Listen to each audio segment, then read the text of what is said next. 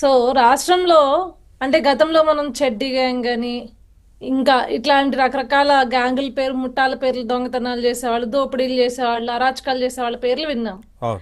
గడ్డం గ్యాంగ్ గురించి మనం నిజంగా రాష్ట్ర వ్యాప్తంగా మాట్లాడుకోవాలని ఉమ్. ఎందుకు కొడాలి నాని అసలు కొడాలి నాని నేతృత్వంలో అంత దిగజారిపోయి గుడివాడలో రాజకీయాలు చేసినా కూడా బయటికి ఎందుకు రాలా?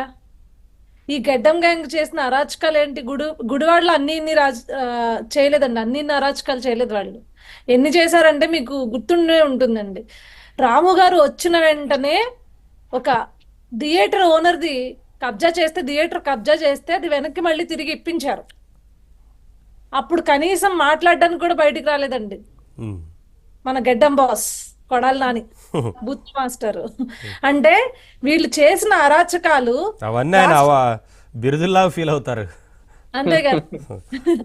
రాష్ట్ర వ్యాప్తంగా మాకు 175కి 175 వచ్చేస్తాయి, వై నాట్ 175 అనుకుని ఒక పక్కన, ఇంకొక పక్కన కొడాలి నాని అడ్డా కింద గుడివాడ మారిపోయింది, గత 15 ఏళ్ళుగా నన్ను ఎవరు ఓడించలేరు కాబట్టి ఇక్కడ నేను చేసేది లేదు ఒకవేళ మీ ప్రభుత్వం వచ్చినా అని చెప్పేసి కొడాలి నాని అరాచకాలు అన్నీ ఇన్ని కావు.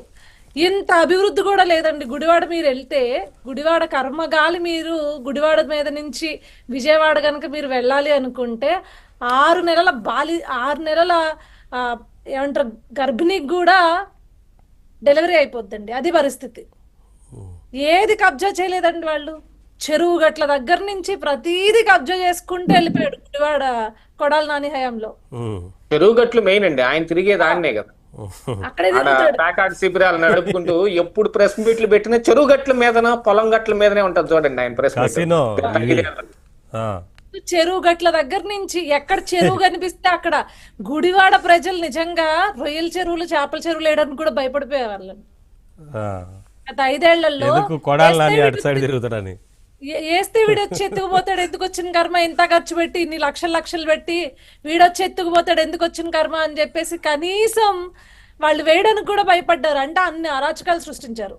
ఇదే కాదండి వీళ్ళు చేసిన దుర్మార్గాలు దౌర్జన్యాలు.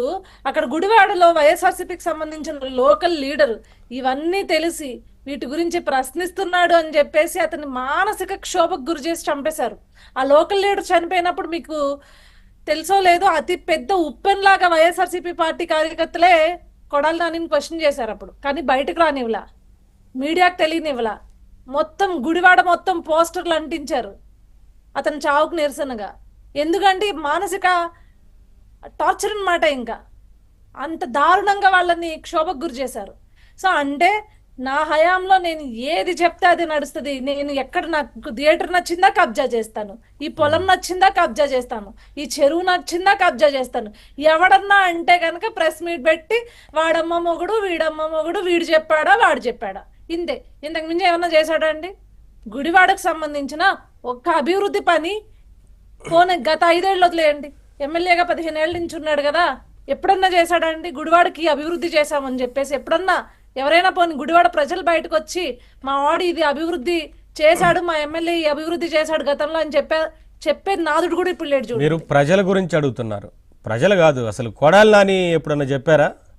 అదే కదా కొడాలి నాని ఆయన చెప్పారా ఎప్పుడన్నా ప్రెస్ మీట్ లో అభివృద్ధి గురించి? ఆయన ఎప్పుడన్నా మాట్లాడారా? ప్రజలు ఎందుకు మాట్లాడతారు? కనీసం ఆయన మాట్లాడాలి కదా, ఆయన తెలిస్తే కదా అసలు ఏమైనా జరిగింది జరగంది. కొడాలి నాని చెప్పడు, అనుచరులు చెప్పడు. సార్ మీరు గుడివాడ మెయిన్ సెంటర్ చూడండి సార్ ఎంత ఘోరంగా ఉంటుందో. మాట్లాడితే నా గుడివాడ లేకపోతే ఎన్టీ రామారావు గారు పుట్టింది ఇక్కడ అని చెప్పేసి అంత గప్పాలు కొట్టుతాడు కదా. మీరు నిజంగా గుడివాడ వెళ్ళి గుడివాడ సెంటర్ను ఒకసారి చూడండి సార్. అసలు గుడివాడ నుంచి అంత పెద్ద లీడర్ని నేను, ఇంత తోపు లీడర్ని అని చెప్పేసి బయటకు వచ్చి మీడియా ముందు స్టేట్ వైడ్ ఎలివేషన్లు వేసుకోవడం తప్పించి రాష్ట్రంలో నలుమూలల్లో గుడివాడ అంటే ఎవరో తెలియని వాళ్ళు వెళ్ళి గుడివాడ చూస్తే ఒరే ఇలాంటి ఏందిరా ఈ అభివృద్ధి ఏంటి, నువ్వు చేసింది ఏంటి, 15 ఏళ్ళ నుంచి నువ్వు ఇక్కడ ఎమ్మెల్యేవి ఏం చేసావు గుడివాడకి అని చెప్పేసి ఆఖరికి వైసీపీ కార్యకర్తలే క్వశ్చన్ చేస్తారు. మీరో నేనో కాదు, నేను టీడీపీ సింపథైజర్గా నేను కాదు, లేకపోతే అనలిస్ట్గా సార్ కాదు, కుండబద్దలు గౌతమ్ గారు కాదు, దుర్గారావు గారు కాదు, మీరు కాదు, ఆఖరికి వైసీపీ కార్యకర్తకి వెళ్ళి చూపిస్తే ఇదేం గుడివాడ, నువ్వేనా ఇంత లావున ఎలివేషన్లు వేసుకున్నావు మీడియా ముందుకు వచ్చేసి అని చెప్పేసి వాళ్ళ కార్యకర్తలే అంటారు. కానీ ఎక్కడో గోవా సముద్రం దగ్గరలో ఆడే గేమ్స్ తీసుకొచ్చి డెవలప్ చేశారు కదా. కాసినో కేసుకో. అంటే గుడివాడ ప్రజల్ని పూర్తిగా అభివృద్ధికి దూరంగాను, గుడివాడలో అభివృద్ధి ఏంటి అంటే పేకాట ఆడుకున్నామా, కోడిపుంజులు కోడి పందాలు పందాలు ఆడుకున్నామా? ఆడుకున్నామా, లేకపోతే అదేంటి సార్ ఎడ్ల పందాలు పెడతాడు సార్ ప్రతి సంక్రాంతికి ఒకసారి చాలా గట్టిగా. అక్కడ మీరు ఆ టైంలో కనుక బోలెడంత వ్యాపారం జరుగుతుందంట, బోలెడని పందాలు, బోలెడంత డబ్బు, ఎక్కడ చూసినా ఆ మాఫియా డబ్బు అంతా అక్కడే ఉంటుంది అని అంటారు. ఎడ్ల పందాలు స్వయంగా గుడివాడ కొడాలి నాని హయాంలో గుడివాడ అడ్డాలో నడిబొడ్డులో జరుపుతాడు సార్. మళ్ళీ దానికి పెద్ద పెద్ద వాళ్ళందరినీ కూడా పిలుస్తాడు పర్యవేక్షించడానికి, లేకపోతే వాటికి ప్రైజ్లు ఇవ్వడానికి. అంటే సో పందేరాలు గుడివాడని అభివృద్ధి దూరంగాను, ఇలాంటి వాటన్నిటికి నిలయంగాను ఆలవాలంగాను చేసి ఈరోజు దాక్కున్నాడు అనమాట. ఒక స్టేట్మెంట్ ఇచ్చాడు సార్, నాకు అది ఇప్పటికీ భలే అనిపిస్తుంది. ఎలక్షన్ ముందు, ఎలక్షన్ పొద్దున్నకి రిజల్ట్ వస్తుంది, బుక్ చేసుకుంటారు, టికెట్లు బుక్ చేసుకుంటారు. ఫస్ట్ రౌండ్ అవగానే ఎయిర్పోర్ట్ లో టికెట్స్, ఫ్లైట్స్ టికెట్స్ బుక్ చేసుకుంటారు, మెల్లగా జారుకుంటారు రెండో రౌండ్ కి. అసలు భలే చెప్పాడు సార్, అది యాప్ట్ గా అదే చేశాడు కదా సార్ అని. సేమ్ ఏదైతే చెప్పాడో ఆయన చెప్పిన మాటలే తర్వాత ఆయన వెళ్ళిపోయేటప్పుడు బ్యాక్గ్రౌండ్ లో ప్లే చేశారు, అదే ఫాలో చేసుకుంటూ వెళ్ళిపోయాడు సార్. కానీ గుడివాడలో ఇంకా గౌరవాలు జరిగాయి సార్. ఆయన ఇంకా అందులో నవ్వుతూ చెప్తాడు ఆ వీడియోలో, పాపం ఏడ్చుకుంటూ వెళ్ళిపోయాడు లాస్ట్ కి, ఏడ్చుకుంటూ వెళ్ళాడు సార్. సో గుడివాడలో ఇన్ని దౌర్జన్యాలు కాదు సార్. అక్కడ మా మహిళా కార్యకర్తలు ఎవరైనా తెలుగుదేశం పార్టీ వాళ్ళు ఏంటి దౌర్జన్యం అని అడిగితే ఇళ్ల మీదకి తీసుకెళ్లి, అది కూడా ఒక కమ్యూనిటీ వాళ్ళని వాడుకుని ఆ కమ్యూనిటీ వాళ్ళని వాళ్ళ ఇళ్లపైకి పంపించి దాడులు చేయించాడు. అదేవిధంగా నేనేదో క్వశ్చన్ చేస్తే ఒక కమ్యూనిటీ వాళ్ళ లేడీస్ పాపం వాళ్ళకి ఏం తెలుసు సార్, వాళ్ళకి నేనేం తెలుసు, వాళ్ళకి కెమెరా పెట్టించి బండ బూతులు తిట్టండి ఇవని అంటే వాళ్ళు తిట్టిన తిట్లు ఇప్పటికీ నాకు గుర్తున్నాయి సార్. ఒక మహిళలుగా వాళ్ళు అసలు అలా మాట్లాడతారా? ఒక మహిళ అయితే ఇంకొక మహిళను అట్లా మాట్లాడతారా? ఏది కొడాలి నాని క్వశ్చన్ చేసినందుకు, సన్నాసి సన్నాసి అని అంటున్నావు, ఎవడు సన్నాసి, నీకు ఎవరిచ్చారు ఈ జీవితం, రాజకీయ భిక్ష పెట్టిందే ఈ పార్టీ కదా, ఈ పార్టీని నువ్వు అంటున్నావా సన్నాసి అని అన్నందుకు నన్ను విపరీతమైన బూతులు, ఒక మహిళను తిట్టకు, అసలు మహిళ అని కాదు సార్, నరమానవుడిని ఎవరిని కూడా అలాంటి తిట్లు తిట్టరు, అలాంటి తిట్లు తర్వాత తిట్టించాడు. సన్నబియ్యం గురించి ఆయన్నే అడిగారు కదా ప్రజలు అదే పేరుతో. అవును సార్, ఆయన్ని అడిగారు. అంటే ఇక్కడ చూడండి, క్వశ్చన్ చేస్తున్నా లేకపోతే ప్రశ్నించినా ఇట్లా ఒక కమ్యూనిటీని అడ్డం పెట్టుకుని బూతులు తిట్టడం, ఏదైనా అక్కడ జరిగే ఆగడాలు కానీ, అవినీతి కానీ, అకృత్యాలు కానీ బయటకు వస్తే మీడియాని గొంతు నులిమేసి తొక్కడం.